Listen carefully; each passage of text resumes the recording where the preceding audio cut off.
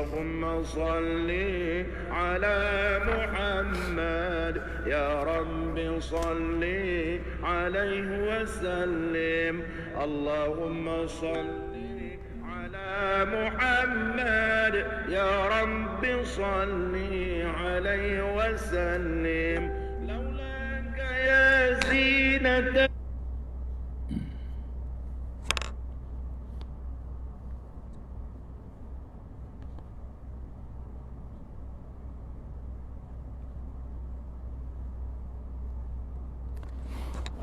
Assalamualaikum warahmatullahi wabarakatuh. Bismillahirrahmanirrahim. Assalamualaikum warahmatullahi wabarakatuh. A'udzubillahi minasyaitonir rajim. Min ghadabil jabbar wal 'izzati lillahi war rasulin. Allahumma ghnina biha in haram wa bismika Allahumma ya daim ya hayyu ya fardu ya witr ya ahad ya samad. Allahumma shalli ala Muhammad wa ala Muhammad.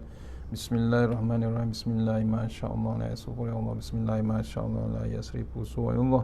Bismillah masyaallah man kana min ni'matin fa min Allah. Bismillah masyaallah la ya'ti bil hasanati illa Allah. Bismillah masyaallah la haula wa la quwwata illa billahil aliyyil azim. Allahumma nas'aluka bi barakati syarifah an tuhimmal dunya. Bismillahirrahmanirrahim. Rabbi shrah li sadri wa yassir li amri wa tammin lisani yafqahu qawli. Wa ya ibadallah ittaqullah usikum wa iyaya bittaqullah faqad fazal muttaqun. Allahumma ta'alaina hikmataka wa ansur alaina min hazaimatika ya arhamar rahimin. Allahumma nas'aluka bi barakati syarifah antum amin ya rabbal alamin. Alhamdulillah, jumpa lagi untuk pengisian untuk surau Nurul Al-Falah Puchong, surau Al-Falah Puchong. Mudah-mudahan pengisian yang sebentar ini dapat kita bawa menghadap Allah Ta'ala di yaumul mahsyar insyaAllah. Untuk lagi barakah kita mulakan surah Al-Fatihah. A'udzubillahi minasyaitonir rajim. Bismillahirrahmanirrahim. Iyyaka na'budu wa iyyaka nasta'in. Shiratal ladzina an'amta 'alaihim ghairil maghdubi 'alaihim waladdallin.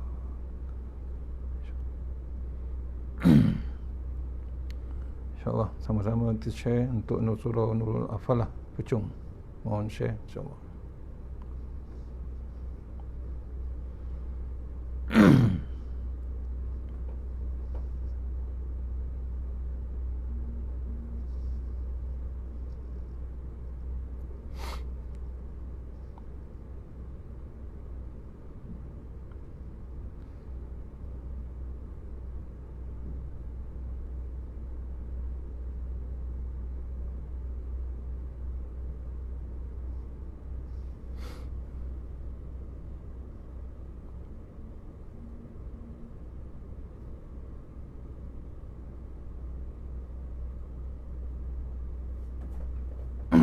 InsyaAllah.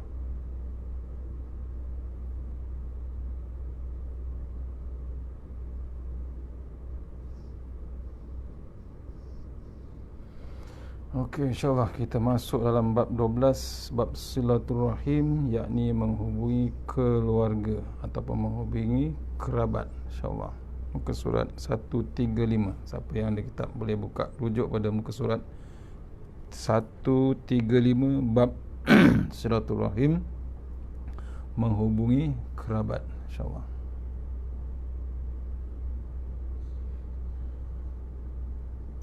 A'udzubillahi minasyaitonir rajim. Abu Laid As-Samarkandi meriwayatkan dengan sanad dari Abu Hurairah dari Abu Ayyub radhiyallahu berkata, seorang badui menghadang Nabi sallallahu alaihi wasallam dan memegang kendali untanya, lalu berkata, "Ya Rasulullah, beritahukan padaku apakah yang dapat mendekatkan aku ke syurga dan menjauhkan diriku dari api neraka." Jawab Nabi SAW, "An ta'budallaha wa la tusyrika bihi syai'a wa tuqimas salata wa tu'tiya zakata wa tasilar rahimah." Rasulullah SAW bersabda, menyembah Allah dan tidak mempersekutukannya dan satu dengan suatu apapun, dan mendirikan sembahyang dan mengeluarkan zakat dan menghubungi family ataupun kerabat. Sahabat daripada Badawi, seorang Badui menghadang Rasulullah, menghadang Nabi dan memegang kendali untanya, lalu berkata, "Ya Rasulullah, beritahukan kepadaku apakah yang dapat mendekatkan aku ke syurga." Jadi ahli syurga, nak dapat jadi ahli syurga, dan menjauhkan dirinya daripada api neraka. Nabi jawab terus, yang pertama menyembah Allah Subhanahu Wa Taala, kemudian terusnya tidak mempersekutukan Allah Subhanahu Wa Taala dengan suatu apa pun, yakin dengan Allah Subhanahu Wa Taala. Yang ketiga mendirikan sembahyang. Yang keempat mengeluarkan zakat. Dan yang kelima, tajuk hari ini iaitu menghubungi family ataupun kerabat. 5 poin, nak menghubungi kita ke syurga ataupun jauhkan dia daripada api neraka. Abu Laid As-Samarkandi meriwayatkan dengan sanad dari Abdullah bin Abi Aufa radhiyallahu berkata, pada waktu petang hari Arafah, kami duduk bersama Nabi SAW. Tiba-tiba Nabi SAW bersabda, jangan duduk bersama kami siapa yang memutuskan hubungan family, supaya bangun dari tengah-tengah kami. Maka tidak ada orang kecuali seorang di belakangnya sendiri. Tapi tidak lama ia kembali, maka ditanya oleh Rasulullah SAW. Nabi tanya siapa yang duduk bersama Nabi di padang Arafah pada satu petang. Nabi tanya siapa yang duduk dengan dia. Ada di kalangan antara mereka tu memutuskan hubungan family, ada bab seteru dengan family ataupun masih lagi tak berhubung dengan family. Bangun seorang daripada belakang Rasulullah SAW dan balik. Dia pulang, lepas tu datang balik. Nabi bertanya pada dia, mengapakah engkau? Sebab tidak ada orang yang bangun kecuali engkau.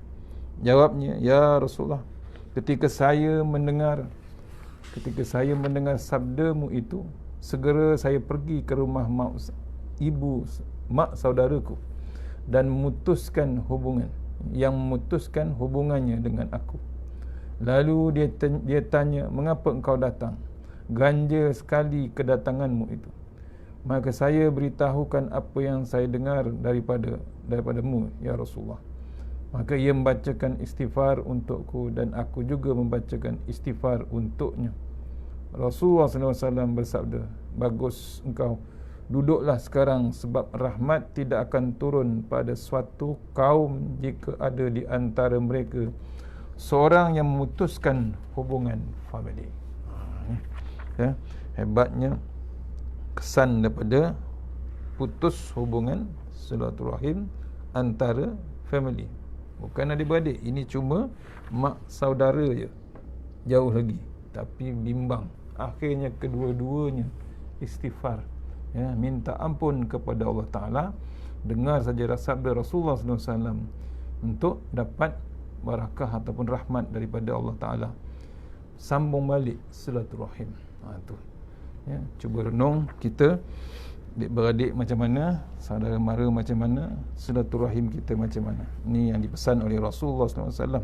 Salah satu yang tak ada keberkatan hidup ialah bab memutuskan hubungan family, antara perenggan yang disabdakan oleh Rasulullah SAW. Abu Laid berkata, hadis ini sebagai dalil bahawa memutuskan hubungan family itu dosa besar.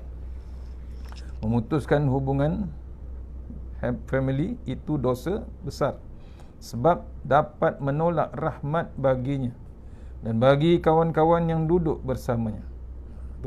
Elok-elok rahmat turun pada kita, tak jadi. Pasal ada di kalangan kita yang putus hubungan family. Pasal apa? Bila putus hubungan family, menolak rahmat daripada Allah Subhanahu Wa Taala. Kerana itu, maka kewajipan tiap Muslim harus bertaubat dari berboikot ataupun pemutusan terhadap family dan istighfar minta ampun kepada Allah, dan segera menghubungi kerabat untuk mencari rahmat Allah dan menjauhkan diri daripada api neraka. Ni dipesankan kita. Putus ataupun boikot sesama adik-beradik, sesama saudara, salah satu dosa besar dan menolak rahmat daripada Allah Subhanahu Wa Taala.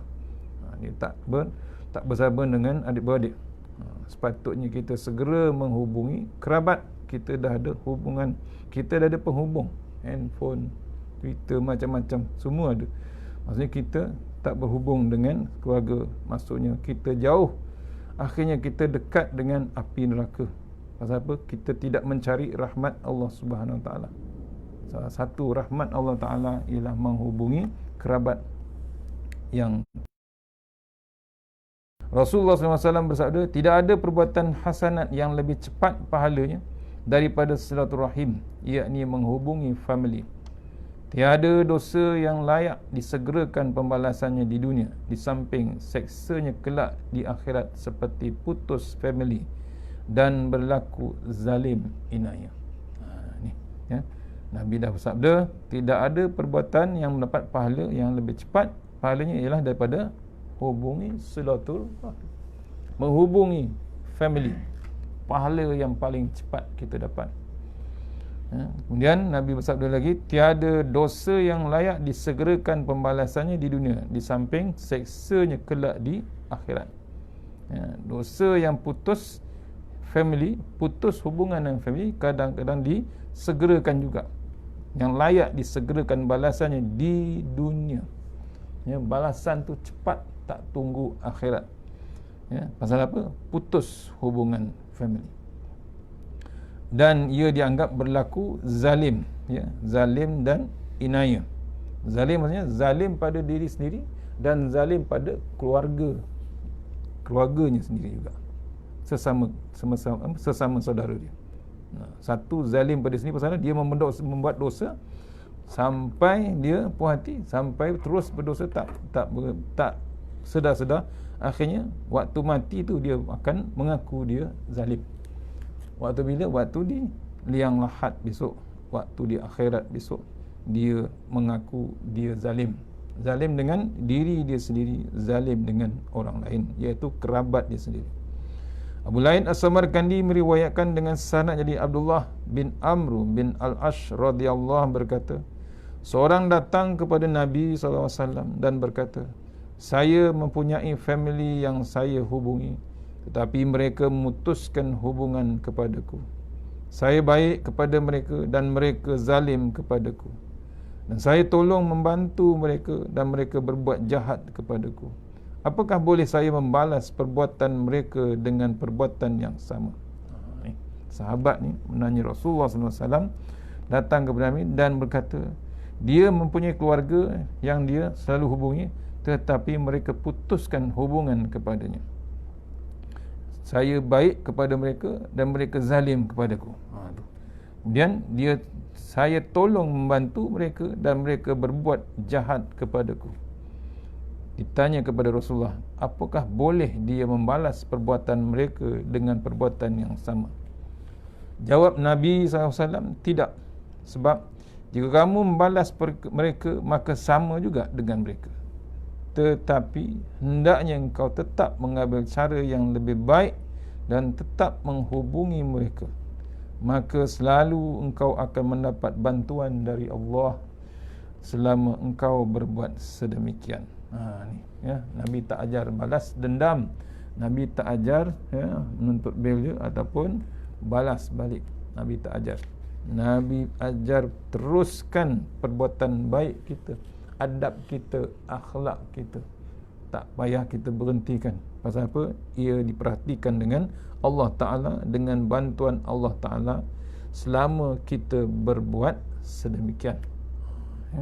Allah tak bantu yang tak buat baik, tak buat yang tak baik, tapi Allah bantu dengan yang terbaik. Dibantu, jangan kita bimbang. Balasan daripada manusia memang macam tu. Kalau dah perangai dia macam tu, memang tak boleh buat apa dah. Kita terus bab syiar kita, jangan kita putus asa. Dipesan oleh Rasulullah, jangan kita balas dendam, jangan kita balas balik. Kita terus berbuat baik. Seperti sahabat Rasulullah SAW, jalan jauh menanya Rasulullah, ya Rasulullah, apa yang Allah suka, apa yang Allah tidak suka? Jawab Nabi tak jawab. Cuma Nabi tanya dia balik, apa yang telah dia lakukan. Sahabat tu memberitahu, aku suka berbuat baik, aku suka orang lain berbuat baik, aku suka kebaikan tersebar luas. Dan yang keempat, aku rindu Allah Subhanahu Wa Taala. 4 poin bagi kepada Rasulullah SAW. Nabi kata, engkau dikasihi Allah Subhanahu Wa Taala. Tu kena renung kita. Sahabat menanya sahabat 3 soalan, 2 soalan, Nabi jawab 1 soalan je. Clear. Apa? Nabi tengok poin yang diberikan daripada sahabat tersebut. Yang pertama, dia suka berbuat baik. Kita dipesankan supaya kita bukan buat baik, kita buat yang terbaik. Tu sebagai umat Islam yang dah dihadiahkan dengan Al-Quran, dah diawardkan. Maksudnya kita kena buat yang terbaik. Pasal Al-Quran dah tunjukkan akhlak, adab semuanya ada dalam Al-Quran. Akhlak Rasulullah SAW diceritakan oleh Aisyah, akhlaknya ada dalam Al-Quran. Tu dia suka buat yang terbaik. Yang kedua, dia suka orang lain berbuat baik. Seronok orang lain buat baik. Orang tu bersedekah, suka dia, seronok dia nak follow juga apa yang dia kawan tu buat. Tu dia suka orang lain buat baik. Yang ketiga, dia suka kebaikan itu tersebar luas. Maksudnya kebaikan tu tak disembunyikan, dipandang jadi teladan. Ada kuliah, ada majlis ilmu, disebarkan terus keluar. Kita ada teknologi, kita ada macam-macam sekarang, live streaming, kita sebarkan dengan WhatsApp, kita sebarkan dengan Facebook, kita sebarkan dengan semua. Itu gunanya. Bukan nak mencari salah orang, tapi kita gunakan sebagai menyebarkan benda-benda yang terbaik di sisi Allah Subhanahu. Iklankan. Tu syiar Islam terus berjalan. Tu dapat bantuan daripada Allah Subhanahu Wa Taala. Yang akhir sekali, dia rindu dengan Allah Subhanahu Wa Taala. Tu yang Nabi jawab, engkau dikasihi Allah Subhanahu Wa Taala. Sahabat tu balik pasal dah dapat jawapan daripada Rasulullah SAW. 3 macam dari akhlak orang ahli syurga tidak terdapat kecuali pada orang yang baik budi, pemurah hati. 3 macam dari akhlak ahli syurga tidak terdapat kecuali pada orang yang baik budi, pemurah hati. Yang pertama, berbuat baik kepada orang yang berbuat jahat kepadanya. Ni ahli syurga, salah satu tanda-tanda ahli syurga, dia berbuat baik kepada orang yang berbuat jahat kepadanya. Apa orang buat pun dia tetap terima, dia tak balas dendam, sama dengan sahabat Rasulullah SAW tadi. Yang kedua, memaafkan orang yang zalim kepadanya. Dia tak bimbang, zalim tetap zalim, tapi dia tetap maafkan. Yang ketiga, dan pemurah kepada orang yang bakhil kepadanya. Dia masih lagi pemurah walaupun bertemu dengan orang yang kedekut, orang yang tangkai jering dan macam-macam. Ni pemurah kepada orang yang bakhil kepadanya. 3 poin, 3 macam dari akhlak ahli syurga tidak terdapat kecuali pada orang yang berbudi pemurah hati. Abu Laid As-Samarkandi meriwayatkan dari Abu Darda bin Muzahim ketika mentafsirkan ayat yamhullahu ma yasha'u wa yusbitu. Sadaqallahul azim. Menghapuskan apa jua yang dikhendakinya dan juga menetapkan apa jua yang dikhendakinya. Ia berkata, diceritakan ayat ni, menghapuskan apa jua yang dikhendaki Allah Ta'ala dan juga menetapkan apa jua yang dikhendaki. Itu kerja Allah SWT. Maksudnya dirancang Allah Ta'ala, apa yang dihapuskan Allah hapuskan dan disempurnakan bila ditetapkan apa jua yang dikhendak. Itu maha menghendak Allah Ta'ala. Ia berkata, sesungguhnya seorang itu ada kalanya menyambung familinya padahal umurnya sudah tinggal 3 hari. Tiba-tiba Allah menambah umurnya hingga 30 tahun. Nampak? Hubungan silaturahim itu menambah umur. Sepatutnya umur dia 3 hari saja. Diceritakan oleh ulama, maksud ayat tadi, yamhullahu ma yasha'u wa yusbitu. Sesungguhnya orang itu ada kalanya menyambung familinya, menyambung silaturahim, menghubungi familinya, padahal umurnya sudah tinggal 3 hari. Tiba-tiba Allah menambah umurnya hingga 30 tahun. Kelebihan silaturahim. Kemudian dan ada kalanya ia memutuskan hubungan family sedang umurnya masih saja 30 tahun, maka dipotong oleh Allah hingga menjadi 3 hari. Nampak? Sepatutnya tambah lagi umur dia 30 tahun, tapi bila dia putuskan hubungan silaturahim, bertukar menjadi, Allah tukar dia jadi 3 hari. Pendek pula umur dia. Ni antara kelebihan menghubungi silaturahim. Sauban radhiyallahu berkata, Nabi SAW bersabda, la yaruddul qadara illa du'a wa la yazidu fil umuri illa al birru wa innar rajula la yuhramur rizq bi zambi yusibuh.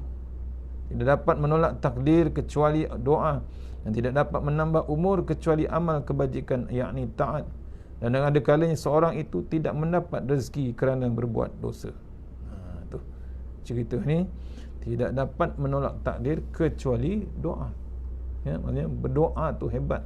Salah satu perisai kita dengan bab doa. Dan tidak dapat menambah umur kecuali amal kebajikan, yakni taat. Antara menambahan umur ialah bab kebajikan, bab sedekah, bab infak, dan yang paling hebat bab menyambung silaturahim. Dan ada kalanya seorang itu tidak mendapat rezeki kerana berbuat dosa. Maksudnya rezeki ni kadang-kadang terputus pasal maksiat yang dilakukan oleh sesetengah orang. Ibnu Umar radhiyallahu berkata, siapa yang bertakwa kepada Tuhan dan menghubungi familinya, maka akan ditambah umurnya, dibanyakkan harta kekayaannya, dan disayangi oleh keluarganya, yakni familinya. Ibnu Umar, ya, siapa yang bertakwa kepada Tuhan dan menghubungi familinya, maka akan ditambah umurnya. Bab silaturahim diulang balik, ya, dan dibanyakkan harta kekayaannya, dan disayangi oleh keluarganya, yakni kerabatnya ataupun familinya. Abu Laid As-Samarkandi meriwayatkan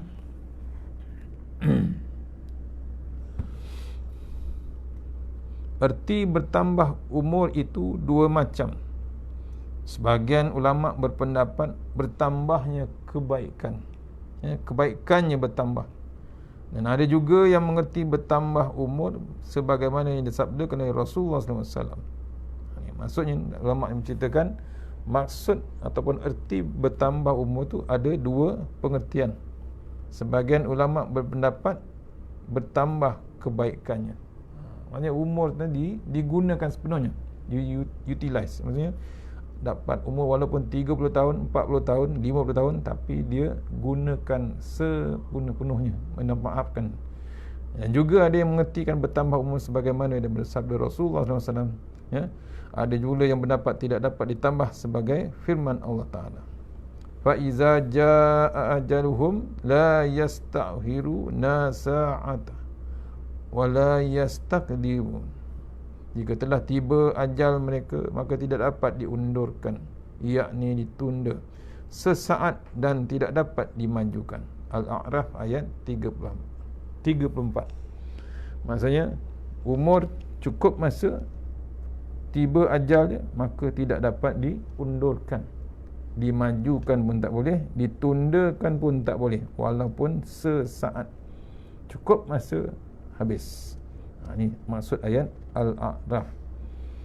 Tapi umur yang panjang dikatakan ulama tadi umur yang dipergunakan sepenuhnya. Kata ulama sekarang ada ditambah umur tu panjang pasal apa? Dia masih lagi disebut orang. Sampai sekarang masih lagi disebut. Contohnya Rasulullah SAW. Ya, walaupun dah wafat tapi masih lagi disebut orang. Bukan disebut, diselawatkan terus. Tapi erti bertambah umur ialah dicatat terus pahalanya sesudah matinya.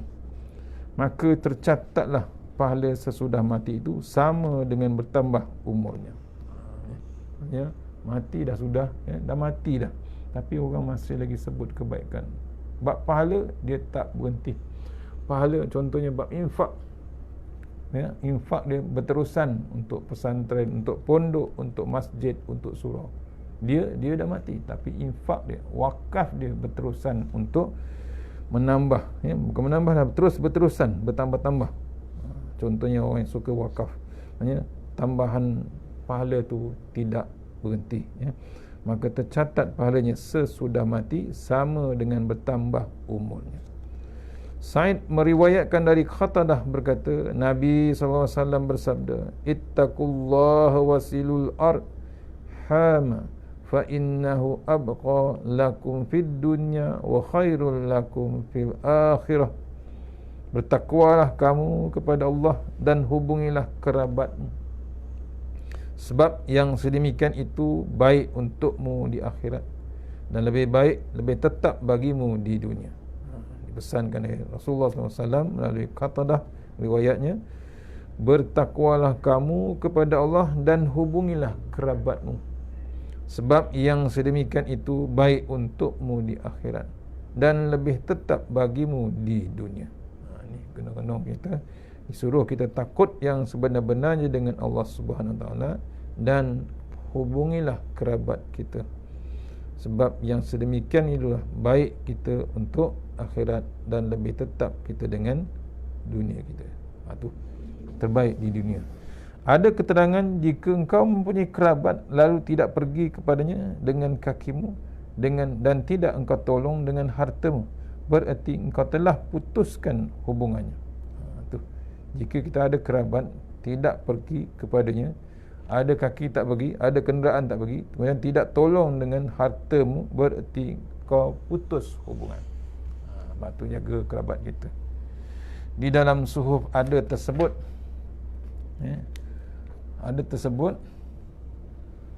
hai anak Adam, hubungilah kerabatmu dengan membantunya dengan hartamu. Jika engkau bakhil dengan hartamu atau sedikit hartamu, maka berjalanlah kepadanya dengan kakimu. Nampak? Tak boleh bantu dengan harta, jenguk tu pun cukup, ziarah tu pun cukup untuk kita berpahala. Sebab tu jangan diputuskan. Macam mana perangai, memang macam tu perangai dia, tapi hubungan tetap akan diteruskan.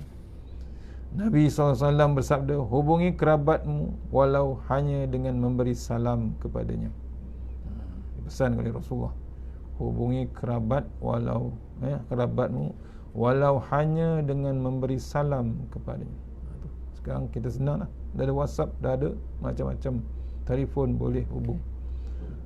Cuma nak jawab tak jawab je lah, cuma nak buat ataupun tak nak buat. Maimun bin Mahran berkata, 3 macam yang dibezakan antara Muslim dengan kafir. Nak bezakan Muslim dengan kafir, ada 3 macam disebutkan ulama ni. Pertama, sesiapa yang berjanji kepadanya maka harus ditepati, sama ada kepada Muslim ataupun kafir. Ini nak bezakan Muslim dengan kafir. Bila janji mesti harus ditepati. Ini beza daripada yang bukan Muslim. Yang kedua, dan kepada kerabat keluargamu harus engkau hubungi, sama ada ia Muslim ataupun kafir. Contohnya mualaf, jangan kita putus hubungan dengan keluarga. Dia bukan Islam, tak apa, tapi dia tetap keluarga kita. Pastikan kita terus berhubung. Mudah-mudahan bila tengok perangai kita masih terus berhubung, maksudnya apa? Sampai hidayah, Allah sampaikan hidayah, kemungkinan besar insya-Allah masuk ke Islam juga akhirnya. Tu maknanya kena renung tindakan kita, mesej biar disampaikan mesej secara halus. Yang ketiga, dan siapa memberi amanah kepadamu harus engkau kembalikan kepadanya, sama ada Muslim ataupun kafir. 3. Yang ketiga, bila dibagi amanah kepada kita, tak kira dia kafir ataupun Muslim, kita uruskan sebenar-benarnya. 3 poin. Saya ulang balik, 3 macam nak bezakan antara Muslim dan kafir. Yang tidak dibezakan antara Muslim dan kafir. Yang pertama, siapa yang berjanji kepadanya maka harus ditepati, sama ada Muslim ataupun kafir. Yang kedua, dan kepada kerabat keluargamu harus engkau hubungi, sama ada ia Muslim ataupun kafir. Kita tahulah keluarga kita memang yang asalnya belum Muslim, tetap kita teruskan hubungan. Yang ketiga, siapa memberi amanah kepadamu harus engkau kembalikan kepadanya, sama ada dia Muslim ataupun kafir. Tiga macam yang tidak dibezakan antara Muslim dan kafir. Sikit lagi, Ka'bul Akhbar berkata, demi Allah yang membelah laut untuk Musa AS dan Bani Israel, tertulis kitab Taurat, ittaqi rabbaka wa birra walidaika wasil wahimaka amuddu laka fi umurika wa uyassiruka fi yusrika wasrif anka usraka. Takutlah kepada Tuhanmu dan berbaktilah kepada ayah ibumu, dan sambunglah hubungan kerabatmu, nescaya aku tambah umurmu dan aku mudahkan kekayaanmu dan aku jauhkan kesukaranmu. Dipesan lagi dalam kitab Taurat, takutlah kepada Tuhanmu, berbaktilah kepada ayah ibumu, dan sambunglah hubungan kerabatmu, nescaya aku tambah umurmu dan aku mudahkan kekayaanmu dan aku jauhkan kesukaranmu. Tu daripada kitab Taurat lagi dah diceritakan bab silaturahim. Dan Allah menyuruh bersilaturahim dalam beberapa ayat Al-Quran, wattaqullahallazi tasaaluna bihi wal arham. Takutlah kamu pada Allah dalam semua hajatmu, kamu minta padanya, dan juga jagalah dengan baik hubungan family kerabatmu. An-Nisa ayat 1. Salah satu lagi pesanan daripada Allah SWT, wattaqullahallazi tasaaluna bihi wal arham.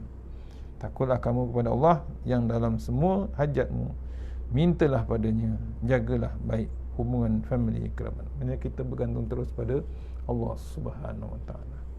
Dan jangan kamu putus hubungan dengan mereka. Wa atizal qurba haqqah. Laksanakan kewajipanmu terhadap family kerabat. Al-Isra ayat 26. Ya. Kemudian satu lagi pesanan ayat Ahnal, innallaha yarmuru bil adli wal ihsani wa ita'i zil qurba wa yanha 'anil fahsya wal munkari wal baghi ya'izukum la'allakum tazakkarun. Sungguh Allah menyuruh kamu berlaku adil, beriman pada Allah dan berlaku baik terhadap sesama makhluk, menyambung hubungan keluarga dan melarang perbuatan-perbuatan dosa, yakni yang keji-keji dan mungkar dan penghinaan. Allah menasihatkan padamu supaya kamu sedar. An-Nahl ayat 90. Antara yang dipesan oleh Allah Subhanahu Wa Taala. InsyaAllah takkan cukup hari ini.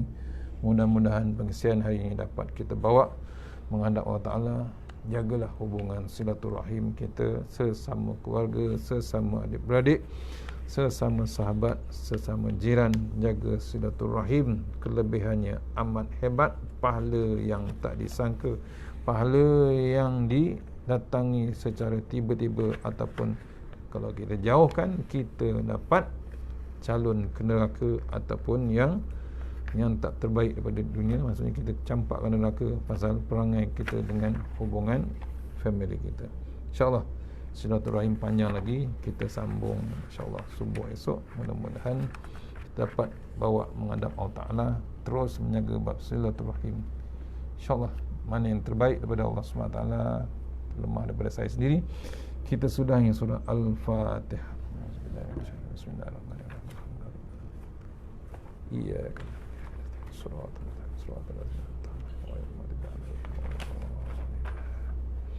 A'udzu billahi minasyaitonir rajim. Bismillahirrahmanirrahim. Allahumma tawwil a'marana wa sahih jasadana wa nawwir qulubana wasabbir imanana wa ahsin a'malana wa wasi' arzaqana wa ilal khairi qaribna wa anil syarri minna wa wadina fid din wa dunya wal akhirah. Ya Allah, panjangkanlah umur kami, sihatkan badan kami, terangkan hati kami, tetapkan iman kami, elokkan amalan kami, luaskan rezeki kami, dekatkan kami kepada kebajikan, jauhkan kami daripada kejahatan, tunaikan hajat kami. Rabbana atina fid dunya hasanah wa fil akhirati wa qina azabannar. Tahasanna bil jabr wa tasanna ala kulli allazi la yamut isrif anal bala wal waba والفحشاء والمنكر والسوء والمنتهي والشدائد إن أميها وزرها من حين أمتنا بفضلنا يسرته إلى مسلمين أما من البشر قدير وصلى الله وسلم والحمد لله رب العالمين. السلام عليكم ورحمة الله وبركاته. الله إن شاء الله.